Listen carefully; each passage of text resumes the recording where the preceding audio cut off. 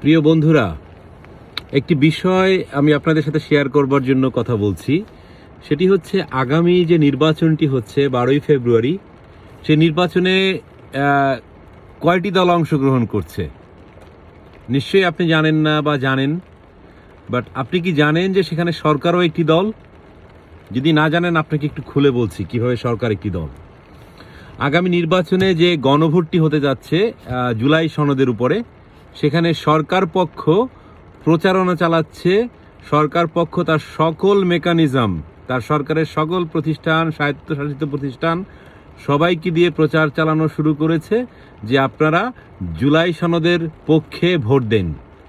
এই যে বলছেন, তার মানে হলো আগামী নির্বাচনে যত দল আছে তার সাথে সরকারও একটি দল, এবং সরকারও দল হিসেবে সেই নির্বাচনটি করতে যাচ্ছে। আদৌ কি সরকার সেটি পারে কি পারে না, আমি তত বড় বিশেষজ্ঞ নই, কিন্তু আপনারা কি মনে করেন সরকার কি পারে? যদি পারে তাহলে হচ্ছে এই গণতন্ত্রের কি বা দরকার আছে?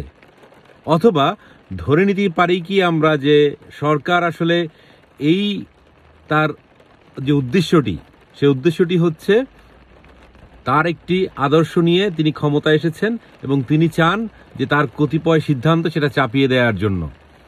অনেক বৈঠক দেখেছি, অনেক সিদ্ধান্ত দেখেছি, অনেক নোট অফ ডিসেন্ট দেখেছি, তারপরে না তারা সিদ্ধান্তে আসতে পারেননি।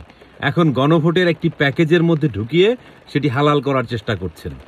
তাহলে প্রশ্ন হচ্ছে যে এই যে সিদ্ধান্তটি তিনি নিয়েছেন বা সরকার নিয়েছেন, সেটি জনগণের উপরে চাপিয়ে দেওয়ার কোনো মানে আছে কিনা, অথবা সেটিকে তিনি জনগণের উপর ছেড়ে না দিয়ে তাকে ইনফ্লুয়েন্স করার চেষ্টা করছেন, তাদেরকে ইনফ্লুয়েন্স করার চেষ্টা করছেন তার সকল মেকানিজম দিয়ে।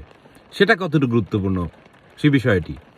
তারপরে প্রশ্ন হলো যে এই যে জুলাই সনদ বা আমরা যে গণভোটের যে হ্যাঁ বলুন, কেন আমি হ্যাঁ বলবো সে বিষয়টি কি আমার কাছে স্পষ্ট? আমি জানি না।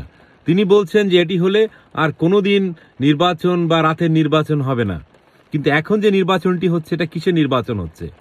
এটি তো দিনের নির্বাচন হচ্ছে, মানে দিবা ঘুম বা দিবা স্বপ্ন যাকে বলে সেই নির্বাচন হচ্ছে।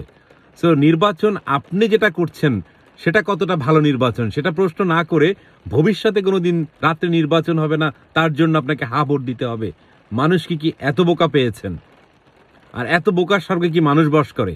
হ্যাঁ, যদি করে তাহলে অবশ্যই হা ভোট দিবেন, আর যদি না করে থাকেন তাহলে না ভোট দেন, এবং প্রফেসর ইউনূসের এই সব দ্বিচারিতাকে অবশ্যই না বলুন এবং তার প্রতিবাদ করুন। আর সেই প্রতিবাদ করার জন্য আমার পক্ষ থেকে বলছি, আগামী নির্বাচনে ইউনূসকে না বলুন এবং ইউনূসের এই